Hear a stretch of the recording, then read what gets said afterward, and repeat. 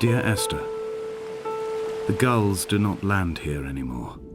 I've noticed that this year they seem to shun the place. Maybe it's the depletion of the fishing stock driving them away. Perhaps it's me. When he first landed here, Donnelly wrote that the herds were sickly and their shepherds the lowest of the miserable classes that populate these Hebridean islands. 300 years later, even they have departed.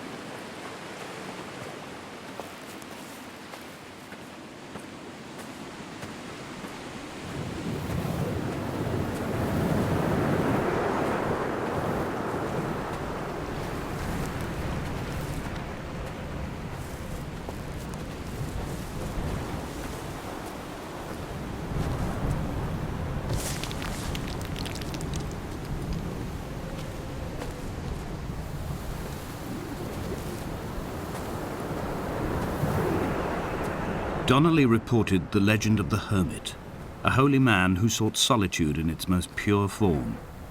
Allegedly, he rode here from the mainland in a boat without a bottom, so all the creatures of the sea could rise at night to converse with him.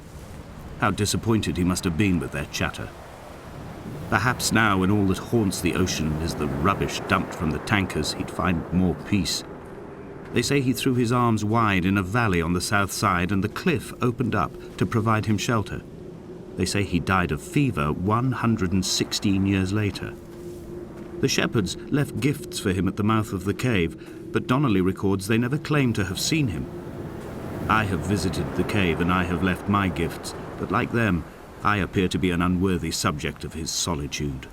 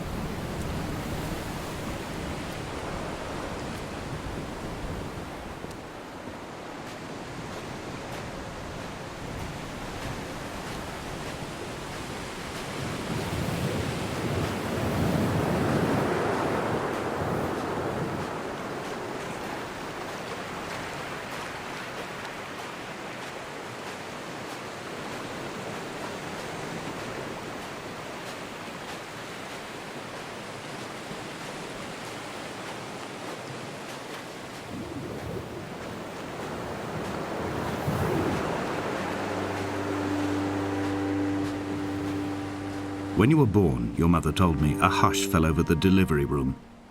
A great red birthmark covered the left side of your face. No one knew what to say, so you cried to fill the vacuum. I always admired you for that you cried to fill whatever vacuum you found. I began to manufacture vacuums just to enable you to deploy your talent. The birthmark faded by the time you were 6 and had gone completely by the time we met, but your fascination with the empty and its cure remained.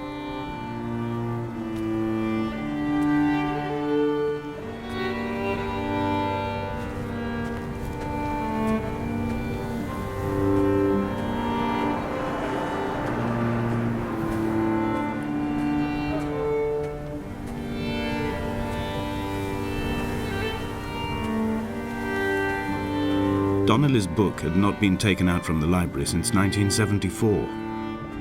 I decided it would never be missed as I slipped it under my coat and avoided the librarian's gaze on the way out. If the subject matter is obscure, the writer's literary style is even more so. It is not the text of a stable or trustworthy reporter. Perhaps it is fitting that my only companion in these last days should be a stolen book written by a dying man.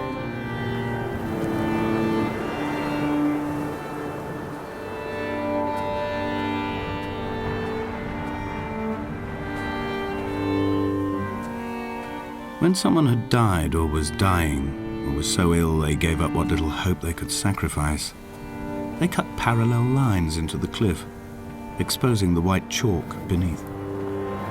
You could see them from the mainland or the fishing boats, and know to send aid or impose a cordon of protection, and wait a generation until whatever pestilence stalked the cliff paths died along with its hosts. My lines are just for this: to keep any would-be rescuers at bay. The infection is not simply of the flesh.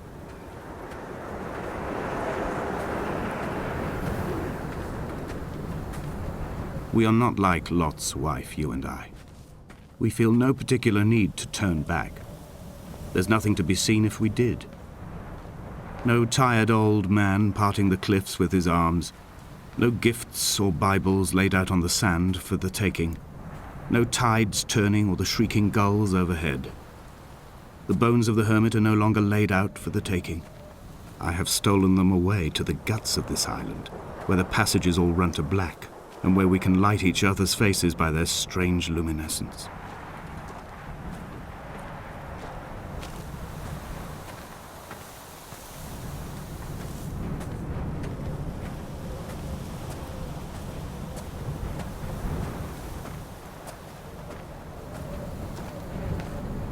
Dear Esther, I met Paul.